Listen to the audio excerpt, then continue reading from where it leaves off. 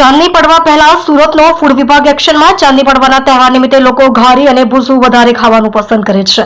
ઘારીમાં ઉપયોગમાં લેવામાં આવતો માવો અને ઘીમાં કોઈ ભેળસેળ છે કે નહીં તેને લઈ આરોગ્ય વિભાગ એક્શનમાં. કેટલાક દુકાનદારો વધુ નફાની લાલચે માવા તેમજ ઘીમાં ભેળસેળ કરતા હોય છે. ફૂડ વિભાગની 11 ટીમો દ્વારા અલગ અલગ જગ્યા પર મીઠાઈની દુકાનોમાં તપાસ હાથ ધરાઈ.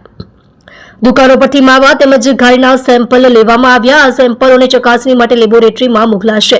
જે દુકાનના માવામાં ભેળસેળ જણાશે તેની સામે કાર્યવાહી કરવામાં આવશે. તમે જોઈ રહ્યા છો SD ન્યૂઝ ચેનલ ફેઝર શેખની સાથે. હું DD Thakor, food safety officer, Surat મહાનગરપાલિકા.